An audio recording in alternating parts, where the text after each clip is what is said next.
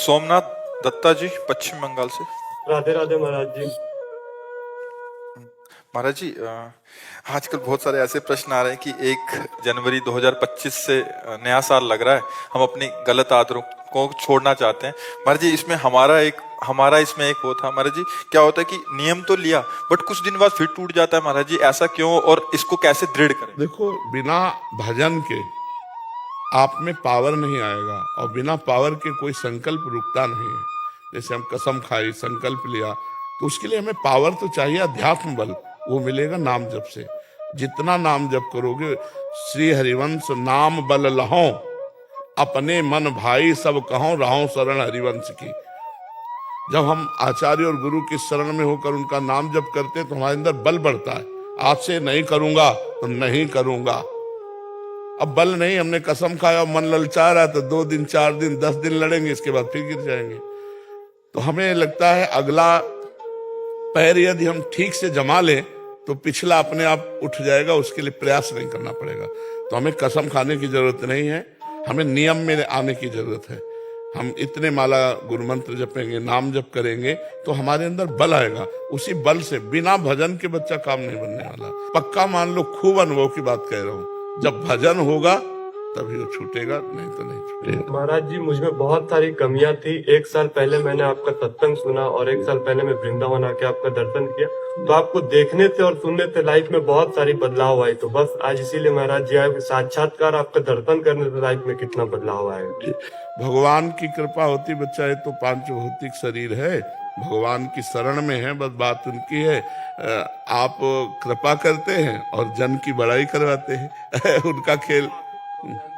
हाँ बच्चा, जब हाँ ऐसा भाव अगर किया जाए तो जब हम पाषाण में भगवान देख लेते हैं, काष्ठ में भगवान देख लेते हैं, तो हम मनुष्य रूप में भगवान को क्यों नहीं देख सकते। और फिर भगवान स्वयं आदेश करते हैं, सातो सम महिमय जग देखा और मोते अधिक संत कर लेखा।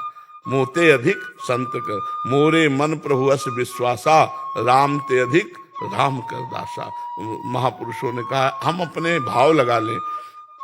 एक संत एक गांव में गए तो भक्त की परीक्षा कि कौन भक्त है इस गांव में। तो सब लोग आए, महाराज भिक्षा पालो। तो उन्होंने कहा जो 100 यज्ञ करता है उसके हम 100 यज्ञ, बहुत बड़ी बात होती है। वो तो 100 यज्ञ करने वाला देवराज इंद्र की पदवी को प्राप्त होता है। गांव में कहा कि जो यज्ञ करेगा, 100 यज्ञ करेगा या कर चुका है, उसी तो कोई प्रण नहीं ले सकता। 100 यज्ञ की बहुत दाम चाहिए, रुपया चाहिए यज्ञ के लिए। अब गांव से पहले ये था कि कोई भूखा ना जाए, अतिथि भूखा न जाए, संत भूखा न जाए, बड़ी मर्यादाएं थी पहले, बहुत मर्यादा थी।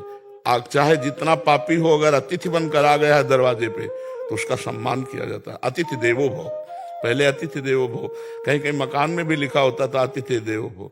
तो वो संत बोले कि अगर कोई यज्ञ किए हो तो एक नववधू थी, वो सत्संग जाया करती थी। उसने कहा हम महाराज को भोजन पवाएंगे। भोजन लेके गई तो महाराज ने देखा, बोले बच्चा तुम्हारी नई अवस्था है, अभी 100 यज्ञ कैसे कर लिए।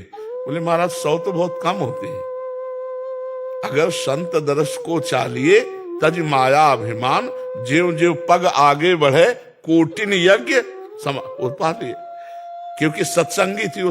अगर हम संत दर्शन के लिए अभिमान छोड़कर जाते हैं कि आज हमें भगवान के भक्त के दर्शन होंगे, तो एक एक कदम पर करोड़ करोड़ यज्ञ का फल कहा गया है। संत दर्श को चालिए तज माया अभिमान, ज्यों ज्यों पग आगे बढ़े कोटिन यज्ञ समान। तो भगवान कृपालु हैं, वही सब पे कृपा कर रहे हैं।